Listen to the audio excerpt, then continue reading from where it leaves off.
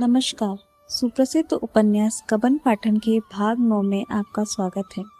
मुंशी प्रेमचंद के उपन्यास और कहानियों का लेखन इतना जीवंत होता है कि पाठक अथवा श्रोता उसे पढ़ते और सुनते हुए खो जाते हैं। कहानी के पात्रों की मार्मिक विवशताओं, सुख, दुख, प्रसन्नता आदि सभी भावनाओं को स्वयं भी अनुभव करने लगते हैं। शायद यही कारण है कि हिंदी उपन्यासों की श्रृंखला में मुंशी प्रेमचंद के उपन्यास सर्वोपरि है। चलिए इसी के साथ शुरू करते हैं आज का पठन। कबन भाग 9। 9 दिन गुजर गए। रमा रोज प्रातः दफ्तर जाता और चिराग जले लौटता। वह रोज यही आशा लेकर जाता कि आज कोई बड़ा शिकार फंस जाएगा, पर वह आशा पूरी न होती। इतना ही नहीं, पहले दिन की तरह फिर कभी भाग्य का सूरज न चमका। फिर भी उसके लिए कुछ कम श्रेय की बात नहीं थी कि 9 दिनों में ही उसने 100 रुपये जमा कर लिए थे। उसने 1 पैसे का पान भी न खाया था। जालपा ने कई बार कहा चलो कहीं घूम आवे, तो उसे भी उसने बातों में ही टाला। बस कल का दिन और था। कल आकर रतन कंगन मांगेगी तो उसे वह क्या जवाब देगा। दफ्तर से आकर वह इसी सोच में बैठा हुआ था, क्या वह 1 महीना भर के लिए और न मान जाएगी। इतने दिन वह और न बोलती तो शायद वह उसका उऋण हो जाता। उसे विश्वास था कि मैं उससे चिकनी चुपड़ी बातें करके राजी कर लूँगा।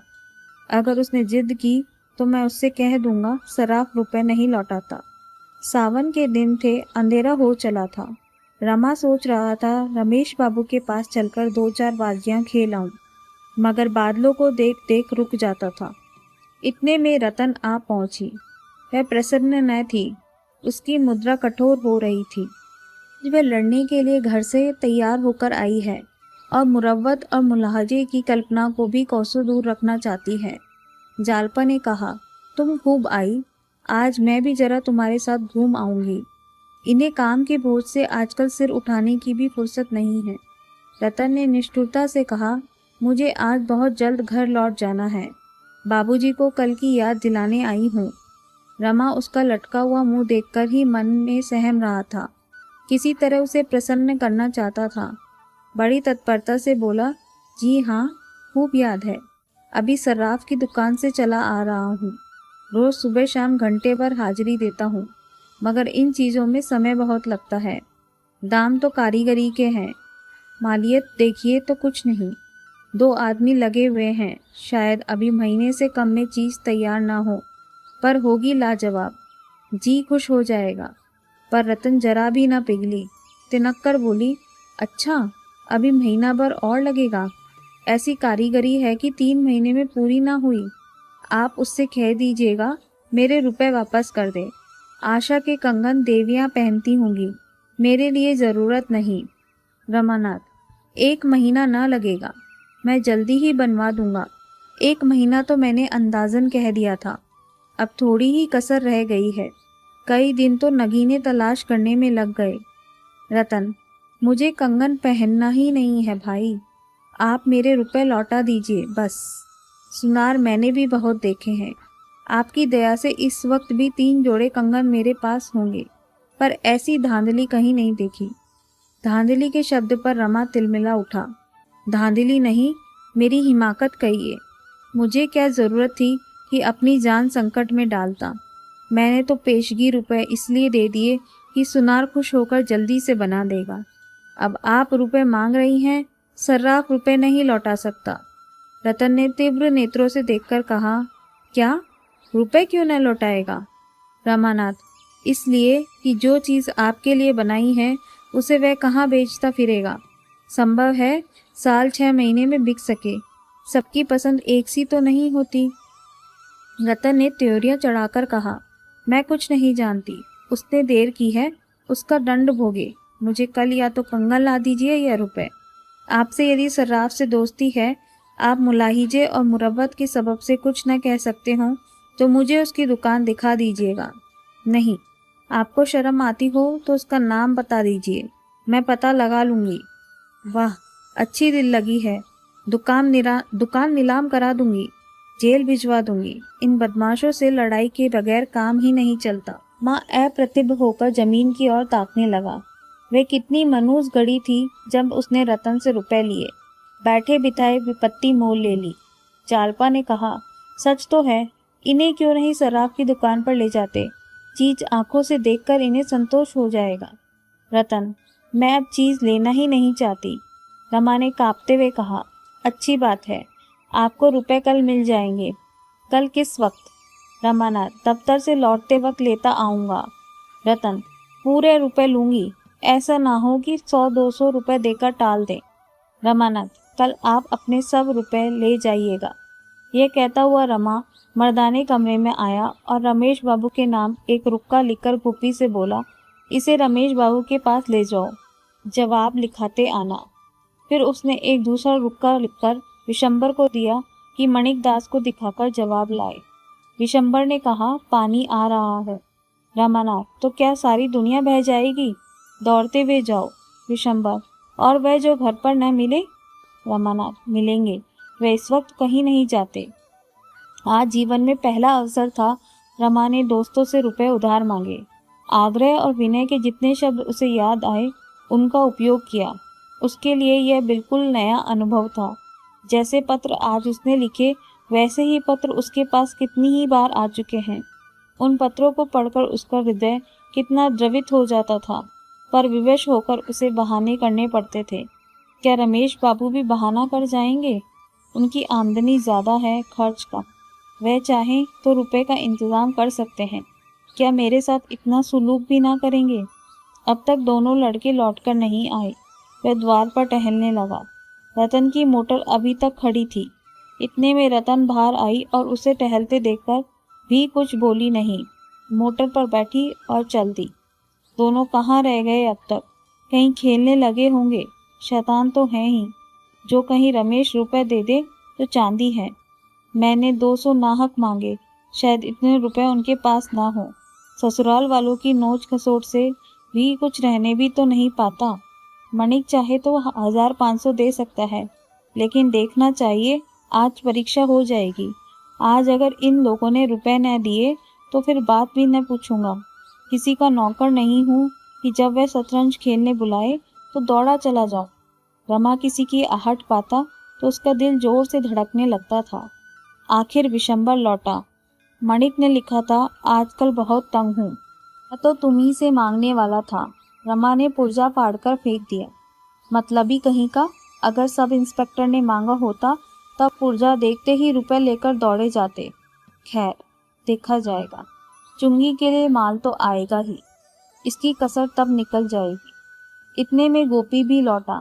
रमेश ने लिखा था, मैंने अपने जीवन में 2-4 नियम बना लिए हैं और बड़ी कठोरता से उनका पालन करता हूँ। उनमें से एक नियम यह भी है कि मित्रों से लेन देन का व्यवहार न करूँगा। अभी तुम्हें अनुभव नहीं हुआ है, लेकिन कुछ दिनों में हो जाएगा कि जहाँ मित्रों से लेन देन शुरू हुआ वहाँ मनमुटाव होते देर नहीं लगती। तुम मेरे प्यारे दोस्त हो, मैं तुमसे दुश्मनी नहीं करना चाहता, इसलिए मुझे क्षमा करो। रमा ने इस पत्र को भी फाड़कर फेंक दिया और कुर्सी पर बैठकर दीपक की ओर टकटकी बांधकर देखने लगा। दीपक उसे दिखाई देता था, इसमें संदेह है। इतनी ही एकाग्रता से वह कदाचित आकाश की काली अभेद्य मेघराशि की ओर भी ताकता। मन की एक दशा वह भी होती है जब आंखें खुली होती है और कुछ नहीं सूझता, कान खुले रहते हैं और कुछ नहीं सुनाई देता। संध्या हो गई थी। म्यूनिसिपैलिटी के अहाते में सन्नाटा छा गया था। कर्मचारी एक एक करके जा रहे थे। मेहतर कमरों में झाड़ू लगा रहा था। चपरासियों ने भी जूते पहनना शुरू कर दिया था।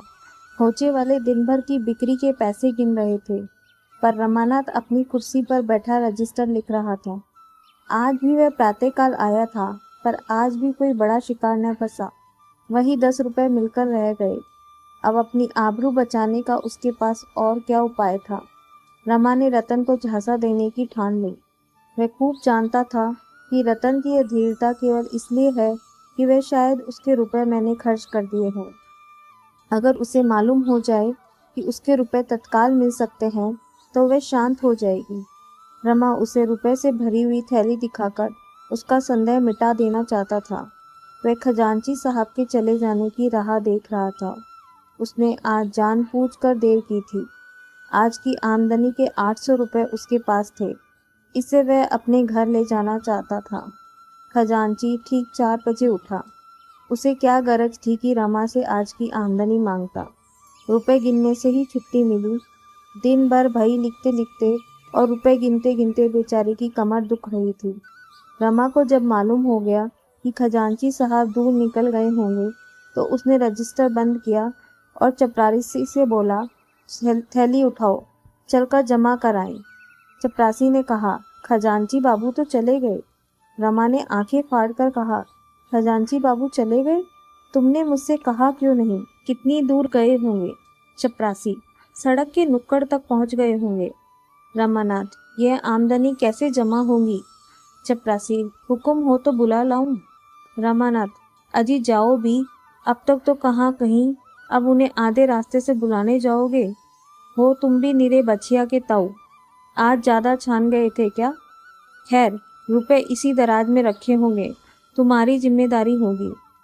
चपरासी, नहीं बाबू साहब, मैं यहाँ रुपए नहीं रखने दूंगा। सब घड़ी बराबर नहीं जाती। कहीं रुपए उठ जाएं तो मैं बेगुनाह माना जाऊं। सुबीते का ताला भी तो नहीं है यहाँ। रमानाथ, तो फिर ये रुपए कहाँ रखूं? चपरासी, हुजूर अपने साथ लेते जाएं। रमा तो ये चाहता ही था। एक इक्का मंगवाया गया, उस पर रुपयों की थैली रखी और घर चला।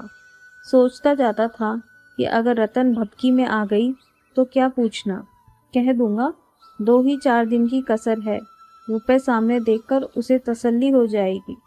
जालपा ने थैली देखकर पूछा, क्या कंगन न मिला? रमानाथ, अभी तैयार न था, मैंने समझा रुपया लेता चलूं, जिसमें उन्हें तस्कीन हो जाए। जालपा, क्या कहा सर्राफ ने? रमानाथ, कहा क्या, आजकल करता है, अभी रतन देवी आई नहीं? जालपा, आती ही होगी, उसे चैन कहाँ। जब चिराग जले तक रतन न आई तो रमा ने समझा अब न आएगी। रुपए अलमारी में रख दिए और घूमने चल दिया। अभी उसे गए 10 मिनट भी न हुए होंगे कि रतन आ पहुंची और आते ही आते बोली, कंगन तो आ गए होंगे। जालपा, हाँ आ गए हैं, पहन लो। बेचारे कई दफ़ा सर्राफ के पास गए, अभागा देता ही नहीं, हीले हवाले करता है। रतन, कैसा सर्राफ है, इतने दिन से हीले हवाले कर रहा है। मैं जानती कि रुपए झमेले में पड़ जाएंगे तो देती ही क्यों, न रुपए मिलते हैं न कंगन मिलता है। रतन ने यह बात कुछ ऐसे अविश्वास के भाव से कही कि जालपा जल उठी। गर्व से बोली, आपके रुपए रखे हुए हैं, जब चाहिए ले जाइए। अपने बस की बात तो है नहीं, आखिर जब सर्राफ देता तभी तो लाएंगे। रतन, कुछ वादा करता है, कब तक देगा? जालपा, उसके वादों का क्या ठीक, सैकड़ों वादे तो कर चुका है। रतन, इसका मनी यही है कि अब वह चीज़ ना बनाएगा। जालपा, जो चाहे समझ लो। रतन, तो मेरे रुपए ही दे दो, बाज आई ऐसे कंगन से। जालपा झमक कर उठी, अलमारी से थैली निकाली और रतन के सामने पटक कर बोली, ये आपके रुपए रखे हैं, ले जाइए। वास्तव में रतन की अधीरता का कारण वही था जो रमा ने समझा था। उसे भ्रम हो रहा था कि इन लोगों ने मेरे रुपए खर्च कर डाले, इसीलिए यह बार बार कंगन का तकाजा कर रही थी। रुपए देखकर उसका भ्रम शांत हो गया। कुछ लज्जित होकर बोली, अगर 2-4 दिन में देने का वादा करता है तो रुपए रहने दो।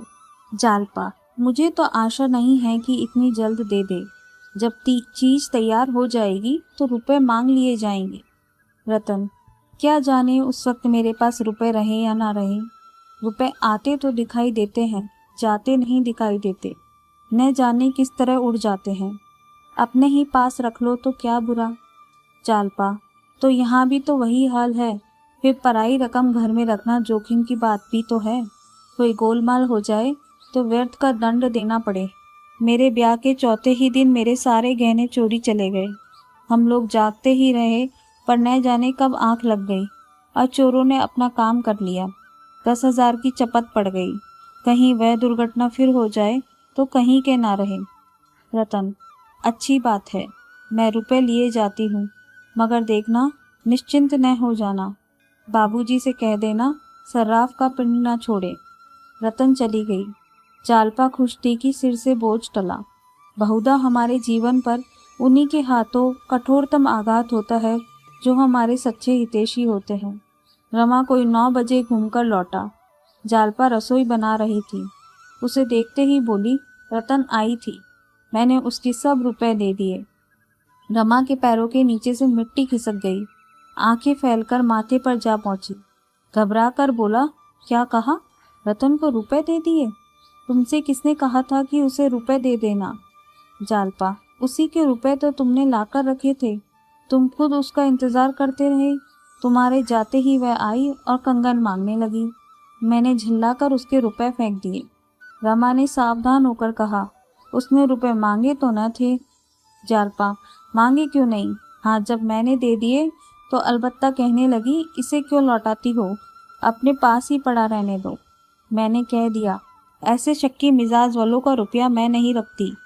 रमा, ईश्वर के लिए तुम मुझसे बिना पूछे ऐसे काम मत किया करो। जालपा, तो अभी क्या हुआ? उसके पास जाकर रुपए मांग लाऊं? मगर अभी से रुपए घर में लाकर अपने जी का जंजाल क्यों मोल लोगे? रमा, इतना निस्तेज हो गया कि जालपा पर बिगड़ने की शक्ति भी उसमें ना रही। सा होकर नीचे चला आया और स्थिति पर विचार करने लगा। जालपा पर बिगड़ना अन्याय था। जब रमा ने साफ कह दिया कि ये रुपए रतन के हैं और इसका संकेत तक न किया कि मुझसे पूछे बगैर रतन को रुपए मत देना, तो जालपा का कोई अपराध नहीं। उसने सोचा, इस झल्लाने और बिगड़ने से समस्या हल न होगी। शांत चित्त से होकर विचार करने की आवश्यकता थी।